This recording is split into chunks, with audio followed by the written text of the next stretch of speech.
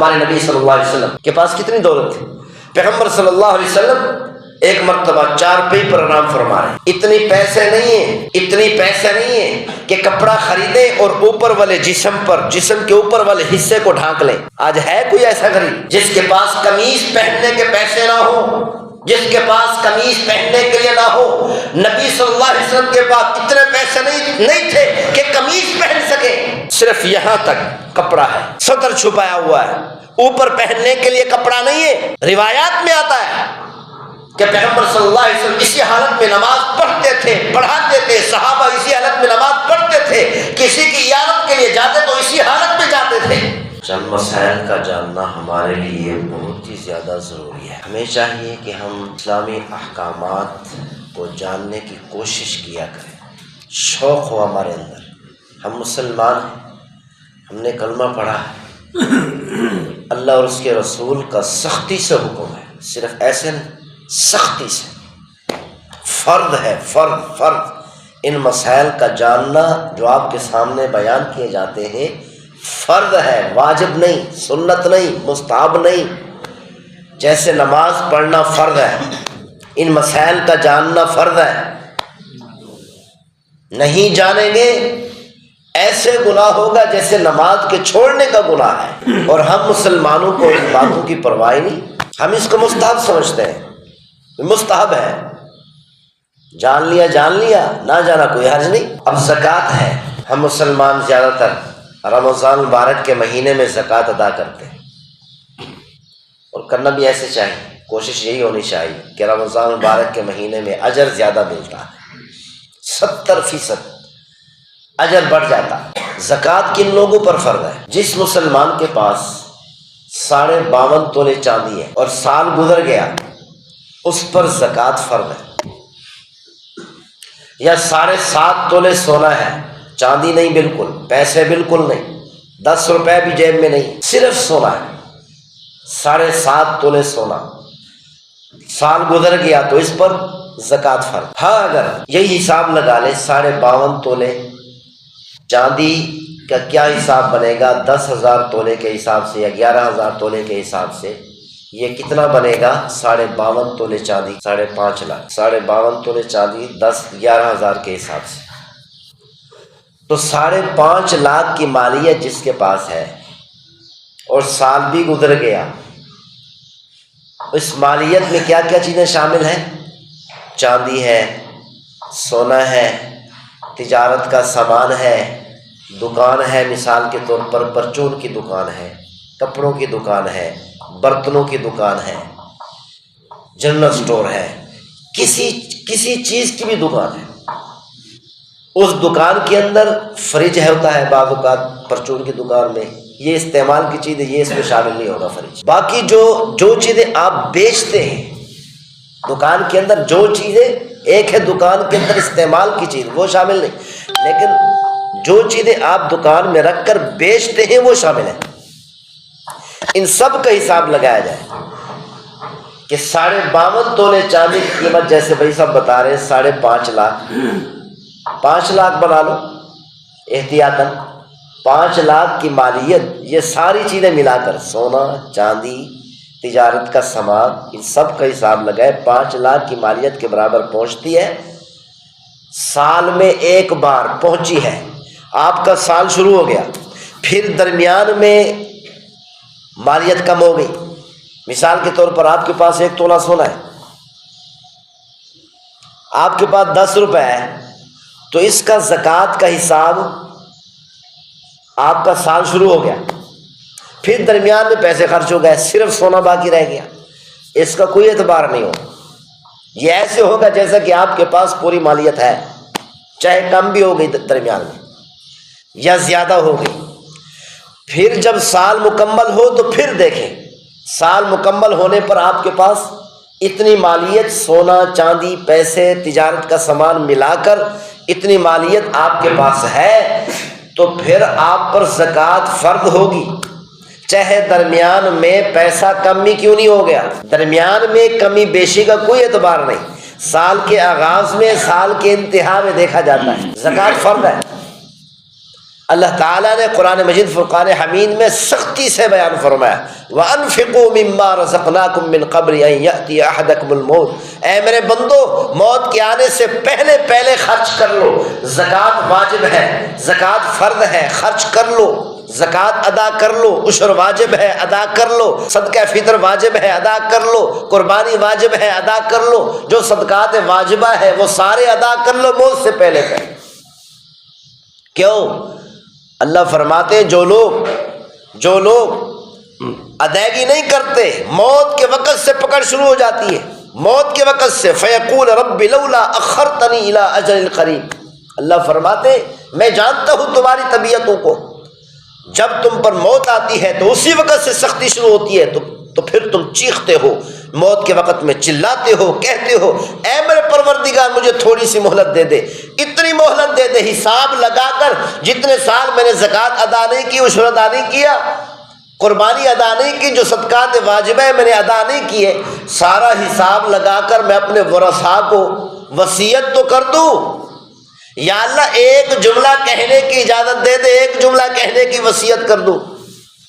اللہ فرماتے لن یؤخر اللہ نفسا اذا جاء اجلها، جب موت کا وقت آئے گا تو پھر ایک جملہ کیا، ایک سیکنڈ کی بھی مہلت نہیں دوں گا۔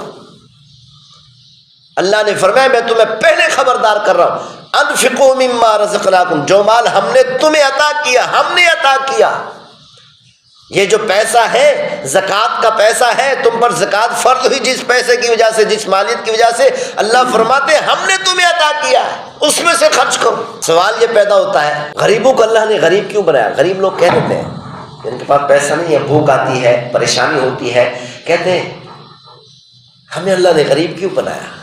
دیکھو کئی لوگوں کو اللہ تعالیٰ نے کروڑوں روپے نہیں اربوں روپے کی مالیت دے دی، اور کئی لوگ ایسے ہیں کھانے کو ترس رہے، کھانے کا لقمہ نہیں۔ ہمیں غریب کیوں بنایا؟ یہ اعتراض جچتا ہی نہیں اللہ پر۔ اللہ نے کوئی بے انصافی نہیں کی، اللہ نے ظلم نہیں کیا کہ کسی کو اتنی مالیت دے دی اور کسی کو غریب بنا دیا۔ کیوں؟ اللہ فرماتے ہیں دنیا کی حقیقت تو میرے سامنے کچھ ہے ہی نہیں، دنیا کا شمار، دولت کا، دنیا کی دولت کا شمار تو میرے سامنے اس کی کوئی حقیقت نہیں ہے، بلکہ یوں سمجھو جن کو میں نے دولت نہیں دی ان سے مجھے زیادہ پیار ہے۔ اللہ تعالیٰ نے غریب کو غریب بنا کر اللہ ان کو جنت دینا چاہتا ہے، مالداروں کو مال دے کر پھر بھی اللہ ان کو بھی جنت دینا چاہتا ہے۔ اللہ فرماتے ہیں مالداروں کو ہم نے تمہیں مال دیا، غریبوں پر خرچ کرو، زکوٰۃ ادا کرو، زکوٰۃ کے علاوہ صدقات واجبات کے علاوہ غریبوں پر خرچ کرو، ہم تمہیں اس کے بدلے میں جنت عطا کریں۔ اے غریبوں تم اپنی غربت پر، فقر فاقہ پر، اپنی پریشانیوں پر، مشقتوں پر، آزمائشوں پر صبر کرو، اس صبر کے بدلے میں اے غریبوں میں تمہیں جنت عطا کروں۔ اللہ امیروں کو مال دے کر، دولت مندوں کو دولت دے کر جنت دینا چاہتا ہے، اور غریبوں کو غربت دے کر بھی اللہ جنت دینا چاہتا ہے۔ اگر دنیا کی کوئی حقیقت ہوتی تو سب سے زیادہ دولت ہمارے محمود صلی اللہ علیہ وسلم کے پاس ہوتی۔ ہمارے نبی صلی اللہ علیہ وسلم کے پاس کتنی دولت تھی؟ پیغمبر صلی اللہ علیہ وسلم ایک مرتبہ چارپائی پر آرام فرما رہے ہیں، اتنی پیسے نہیں ہیں کہ کپڑا خریدیں اور اوپر والے جسم کے اوپر والے حصے کو ڈھانک لیں۔ آج ہے کوئی ایسا غریب جس کے پاس قمیص پہننے کے پیسے نہ ہو، جس کے پاس قمیص پہننے کے لیے نہ ہو؟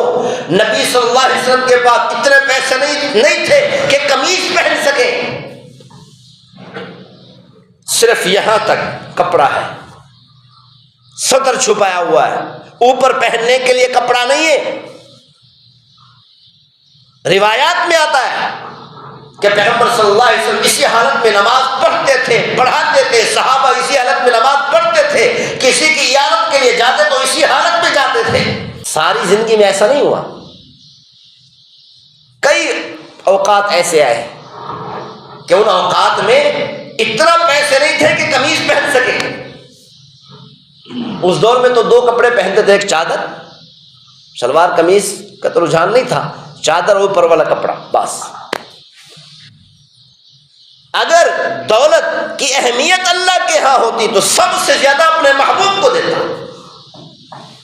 پیغمبر صلی اللہ علیہ وسلم نے غربت کی حالت میں ساری زندگی گزاری، پیغمبر صلی اللہ علیہ وسلم نے غربت کی حالت میں ساری زندگی گزاری، چارپائی پر آرام فرما رہے، کپڑا نہیں پہنا ہوا، اب جسم نرم و نازک ہے، پیغمبر صلی اللہ علیہ وسلم کا جسم مبارک بڑا نرم و نازک، اور اس زمانے کی جو چارپائیاں تھیں اور اس کے جو باندھ تھے نا جو بنی جاتی تھی وہ موٹے ہوتے ہیں۔ اب موٹا باندھ ہو اور نرم و نازک جسم ہو اور جسم کے اوپر والے حصے پر کپڑا نہ ہو، تو نبی صلی اللہ علیہ وسلم اس حالت میں اس چارپائی پر، موٹے باندھ والے چارپائی پر آرام فرما رہے ہوں، لیٹے ہوئے ہوں، جب اٹھیں گے تو بتاؤ کمر پر کتنی گہرے نشان ہوں گے۔ حضرت عمر رضی اللہ عنہ حاضر ہوئے، پیغمبر صلی اللہ علیہ وسلم آرام فرما رہے تھے، اٹھ بیٹھے تو حضرت عمر رضی اللہ عنہ نے دیکھا پیچھے باندھ کے نشان تھے اور گہرے نشان تھے، تو رو پڑے، عرض کی یا رسول اللہ آپ تو دنیا اور آخرت کے حقیقی بادشاہ ہیں، ہم نے دنیا کے بادشاہوں کو دیکھا کہ دنیا کے بادشاہ ان کے پاس کتنی دولت ہے، عیاش پرست ہیں، عیاشی سے زندگی گزار رہے ہیں، آپ تو حقیقی دنیا اور آخرت کے بادشاہ ہیں،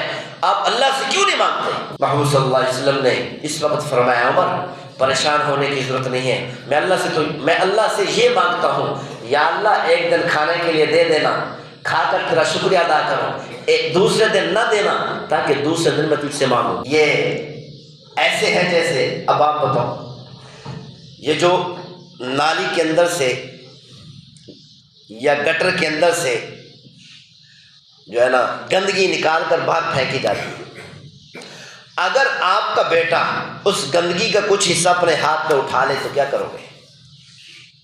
کیا برداشت کر سکو گے کہ یہ ہاتھ میں اٹھائے؟ نہیں کرو گے نا۔ تو اللہ تعالیٰ بھی اپنے بندوں کے لیے ایسے سوچتا ہے، جب یہ دنیا کو اٹھاتے ہیں، دنیا حاصل کرنے کی کوشش کرتے ہیں، اللہ ان کو دنیا نہیں دیتا، جیسے آپ اپنے بیٹے کے ہاتھ میں گندگی کو دیکھ کر برداشت نہیں کر سکتے، اسی طرح اللہ تعالیٰ اس دنیا کو اپنے قریبی بندوں کے ہاتھ میں دیکھ کر برداشت نہیں کر سکتے۔ اسی لیے پیغمبر صلی اللہ علیہ وسلم کو اللہ نے دولت نہیں دی، دنیا نہیں دی۔ کیوں؟ اللہ فرماتے ہیں جنت کا تذکرہ اتنی تفصیل سے فرمایا۔ ایک صاحب تھے، تبلیغی ساتھی تھے، انہوں نے مجھ سے پوچھ لیا کہ بھئی جنت کے بارے میں، جنت کی نعمتیں کیا کیا اللہ تعالیٰ نے بیان کی۔ میں نے آیات پڑھ کر سنا دی تو وہ شرمانے لگے، کہنے لگے اللہ تعالیٰ نے ایسی چیزیں بیان کر دی۔ میں نے کہا ہاں، اللہ نے واضح طور پر کھول کھول کر جنت کی نعمتوں کو بیان کی، خاص طور پر حور و غلمان کو اتنی تفصیل سے اور مثالیں دے کر بیان کیا۔ کیوں؟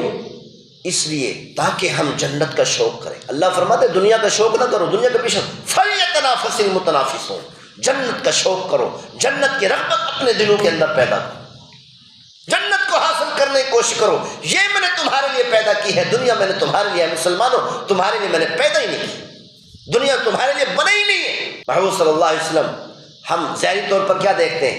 پیغمبر صلی اللہ علیہ وسلم پر مشقتیں آئیں، پریشانیاں آئیں، ساری زندگی پریشانیوں سے گزاری۔ ہاں جی، پیغمبر صلی اللہ علیہ وسلم مسجد نبوی میں تشریف فرما ہے، بھوک کی شدت کی وجہ سے چہرہ مبارک زرد ہو چکا ہے۔ حضرت کعب رضی اللہ عنہ حاضر ہوئے، یا رسول اللہ آپ کی یہ حالت کیسے ہو گئی؟ پیغمبر صلی اللہ علیہ وسلم نے اپنے پیٹ مبارک کی طرف اشارہ کر کے فرمایا، اپنی انگلی سے فرمایا، اے کعب 3 دنوں سے ایک لقمہ تک نہیں کھایا، 3 دن ہو چکے ہیں، ایک لقمہ بھی میسر نہیں ہوا، ایک لقمہ بھی میں حاصل نہیں کر سکا، ایک لقمہ بھی میرے پاس نہیں آیا کہ میں کھا سکوں، 3 دن سے بھوکا ہوں۔ اسی لیے بھوک کی شدت کی وجہ سے چہرہ مبارک زرد ہو چکا ہے۔ پیغمبر صلی اللہ علیہ وسلم کو اتنی تکلیفیں، ظاہری طور پر ہم دیکھتے ہیں کہ تکلیفیں اتنی زیادہ اپنے محبوب پر اللہ دے رہا ہے، اپنے محبوب کو اتنے تکلیفیں دے رہا ہے۔ اس کی مثال آپ یوں سمجھیں، ایک آدمی آ کر کہتا ہے آپ کو 1 ہفتے کی مشقت ہے، آپ کسی فرد کو لیں، کسی نوجوان کو لیں، 1 ہفتے کی مشقت اٹھا لے، دھوپ میں کھڑے ہو کر مزدوری کر لے، دھوپ میں کھڑے ہو کر یہ کام کر لے 1 ہفتے تک، 1 ہفتے کے بعد ماہانہ 50 لاکھ روپے دوں گا، پراڈو گاڑی دوں گا، بہت بڑا محل وسیع رقبے پر دوں گا، ساری زندگی یہ ساری چیزیں میں تمہیں دیتا رہوں گا۔ 1 ہفتہ تم نے کیا کرنا ہے؟ ایک نوجوان کو لے ہے کہ وہ 1 ہفتہ تک دھوپ میں کھڑے ہو کر بڑی مشقت سے، پریشانی سے، اور کھانے کو بھی نہیں ملے گا، پانی پینے کو بھی نہیں ملے گا، 12 گھنٹے تک یہ مشقت اٹھا لے تو کیا خیال ہے آپ کیا کرو گے؟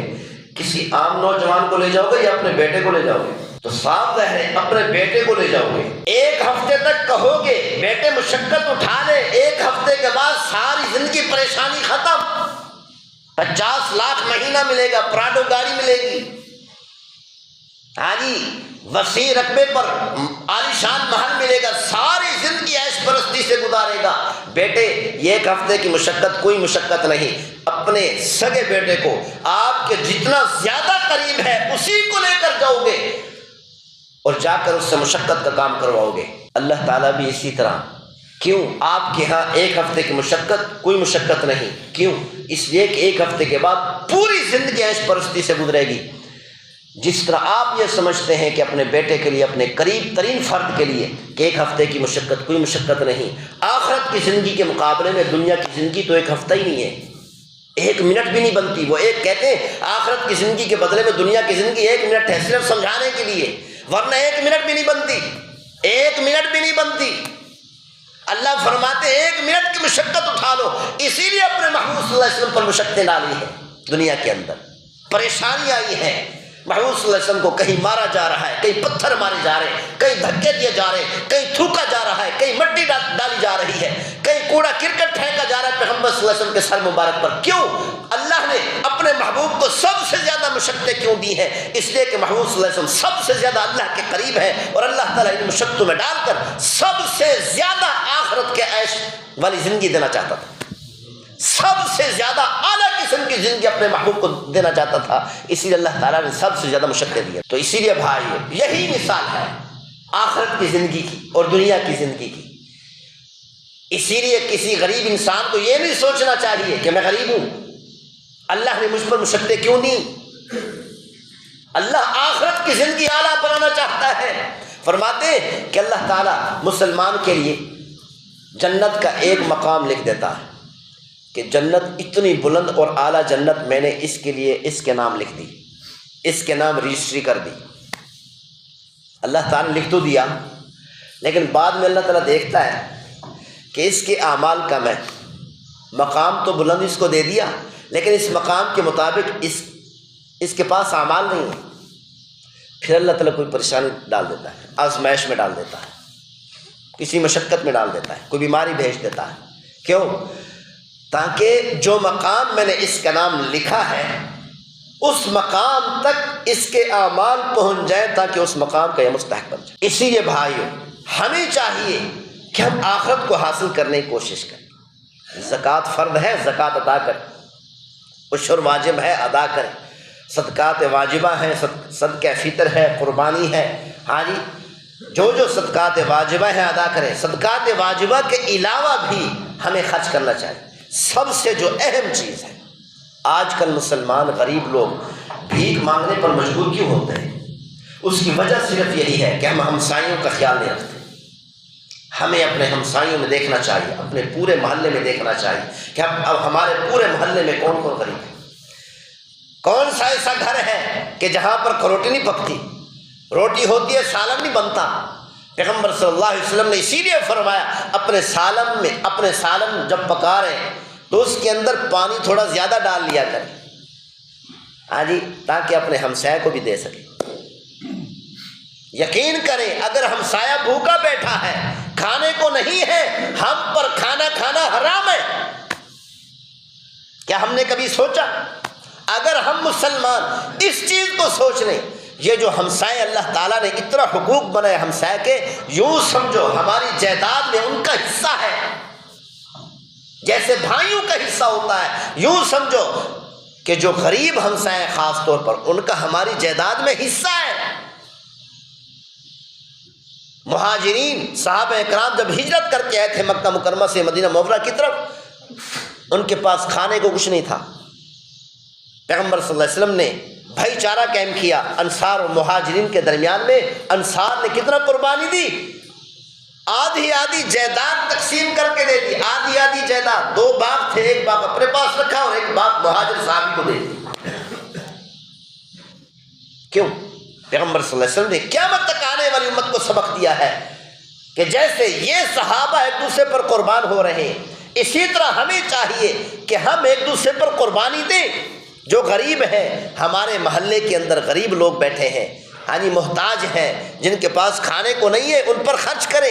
زیادہ نہیں ہو سکتا، جو کھانا پکا رہے ان میں سے کچھ حصہ بھیج دیں تاکہ وہ بھیک مانگنے پر مجبور نہ۔ اللہ تعالی ہم سب کو عمل کرنے کی توفیق نصیب۔